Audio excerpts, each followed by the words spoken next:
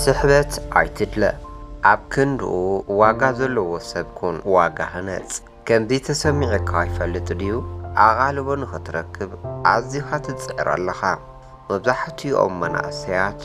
ፖስት ይገብሩ እዮም ንስኻ እውን ካብኣቶም ሓደ ኣቓልቦ ንምርካብ ፖስት ምግባር ስልክኻ ምፍታሽ ኣይገደፍካዮን ሓደ ሰብ ክፈትወካ ወይ ከዓ ሰሓብ ኢልካ ክመርጸካ ከምትምረጽ ኢልኪ ኣእምሮኹም ኣብ ምጽባይ ተሕልፍዎ ውሽጥና ግን ባዶ ኮይኑ ይስምዕና ባዶ ኮይኑ ይስምዓኩም እዚ ባዶኖት ካብቲ ጽቢት ስሕበት ዝመጸ እዩ ስሕበት ንኽትረክብ ኢልካ ትጽብእ እንተኾይንካ ካብ ሰባት ብዙሕ ነገር ክትስእን ትኽእል ኢኻ ውሽጥና ድማ ባዶ ኮይኑ ይስምዕና ንሎሚ ሓቂ ክነግረኩም ደልየ ኣለኹ ሰናይ ምክትታል ስሕበት ምድላይ ኣቋርጽ ኣብ ክንድኡ ዋጋ ምህናጽ ጀምር ምኽንያት ኣቓልቦ ምህዳን ኣብ ዘየቋርጽ ካልሁ ሞት ህይወትካ ክትቀይር እትጅምረለህ ሞት እያ ኣቓልቦ ምህዳን ኣብ ዘቋርጽ ካልሁ ኣቓልቦ ወይ ከዓ ስሕበት ካብ ሰባት ኣብ ዘይተገደስ ካልሁ ወይ ከዓ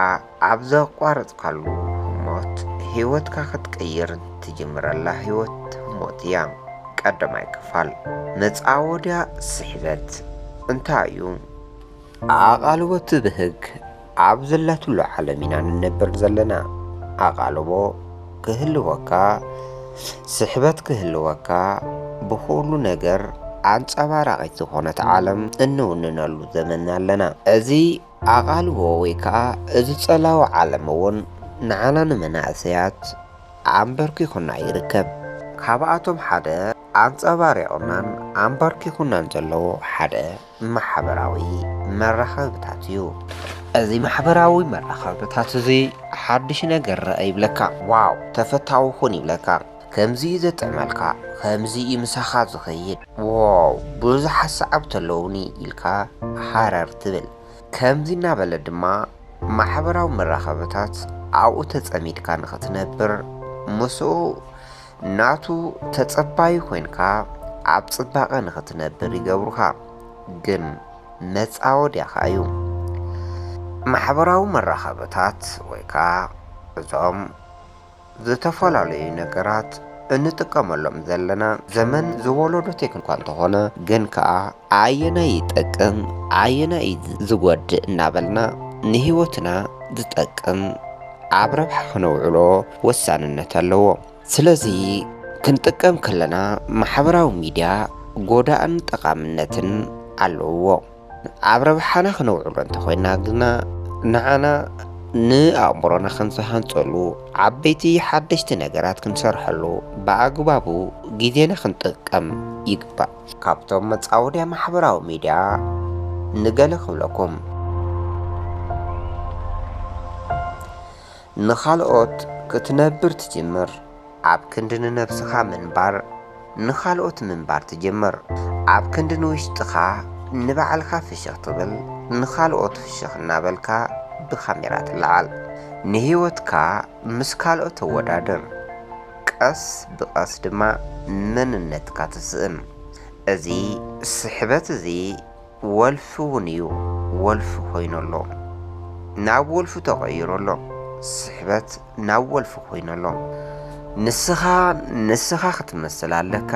ንኻልኦት ክትመስል የብልኻን መንነትካ ኣብ ባዕልኻ እዩ ዘሎ መንነትካ ክትሃንጽ ድማ ንኻልኦት ክትመስል ዘይኮነስ ንባዕልኻ ምምሳል እዩ ኣብ መንነትካ ንበር እምበር ኣብ ካልኦት ሰባት ኣይትንበር ዓለም ኣብ ዘንጸባረቐትሉ ኣንሕና እውን ምስኣ ኽነንጸባረቕ ኣብ ንጽዕረሉ ጊዜ ኣለና እዚ ጊዜ እዚ እቲ ጽቡቕ ጎኑን ድኹም ጎኑታቱን እኳ ሒዙ እንተሃለወ ግን ከዓ ኣብ ስሕበት ኣይንንበር ሰባት ንኽንስሕብ ኢልና ዘይንገብሮ ነገራት ወይ ከዓ ንሕና ዘይንመስሎ ነገራት ክንከውን ግን ጽቡቕ ኣይኮነን ካብዚኣቶም ሓደ እቲ ናብዚ ዋና መጻወድያ ስሕበት ዘእትወና ኣካል ማሕበራዊ መራኸብታት እዩ እዚ ማሕበራዊ መራኸብታት እዚ ድማ ከምዚ ይብለና ዝሓሸ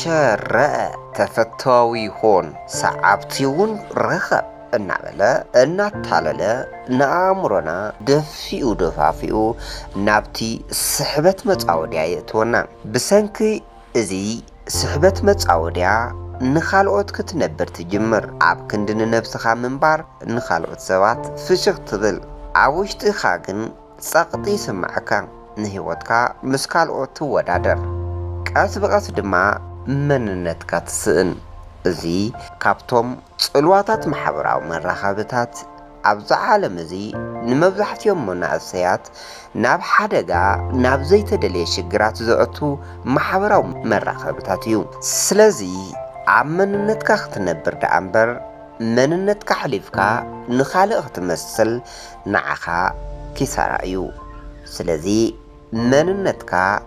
ህነፅ ካብ መጻወድያ ስሕበት ተቆጠብ መጻወድያ ስሕበት ኢሉ ዘይሩ ኣብ መወዳእትኡ ስሕበት መጻወድያ ሱስ ወይ ከዓ ወልፊ ኮይኑ ንረኽቦ ምኽንያት መዓልታዊ ኣብኡ ተሸኺልና ንነብር ኣብ ክንዲ ህይወትና ዝቕይሩ ነገራት ምስራሕ ኣብቲ ወልፊ ተሸኺልና ንነብር እዚ እውን ህይወትና ኣብ ዋጋ ዕላጋ ንሳጥሓ ኣብ ዝተፈላለዩ ዓለማት ዝነብሩ መናእሰያት ብናይ ስሕበት መጻወድያ ተጠቂዖም ኣብ ዝተፈላለዩ ሓደጋታት ኣብ ዘይተደለየ ወልፍታት ኣብ ዘይተደለየ ህይወት ምብኻን ይሕልፍዎ ካብዚኣቶም ድማ ንሕና ክንቁጠብ ይግባእ ካልኣይ ደረጃ ስነ ልቦናዊ ምኽሪ ሓደ ናይ ስነ ልቦናዊ ምሁር ካብ ዝበሎ ንኣብነት ድማ ሲግመንድ ፍሮይድ ብዛዕባ መጻወድያ ስሕበት እንታይ ኢሉ ስሕበት ክትሃድኖ ከለኻ ሓደ ነገር ክሓተካ ክንደይ ግዜ ባኺንካ ንሰባት ክትምስጥ ምፍታን ካልኦት እንታይ ከም ዝሓስቡ ምሕሳብ ወይ ከዓ እከለ ዘይፈትወኒ እከለ እንታይ ኮይኑ እናበልካ ኣብ ዕንክሊል ምሕላፍ ሰዓታት መዓልትታት ዓመታት ከይተረፈ ኣብ ዕንክሊል ተሕልፎ እዚ እውን እቲ ሓደ ካብቶም መጻወድያ ወልፍታት ሓደ እዩ ጊዜያዊ ኣቓልቦ ንምርካብ ኣብ ኮለለ ተሕልፎ ግዜ ብዙሕ እዩ ናይ ብሓቂ ኣብ ክንዲ ምዕባለ ምህናፅ ርእሰ ተኣማንነትካ ኣይተሃንፅን ኢኻ መጻኢኻ እውን ኣይተሃንፅን ኢኻ ምኽንያቱ ብጊዜያዊ ኣቓልቦ ንኽትሰሓብ ኢልካ ንኻልኦት ሰባት ትነብር ስለ ዘለኻ በዚ ምኽንያት ድማ ጊዜያዊ ኣቓልቦ ንምርካብ ጽግዕተኛ ናይ ካልኦት ሰባት ትኸውን ማለት እዩ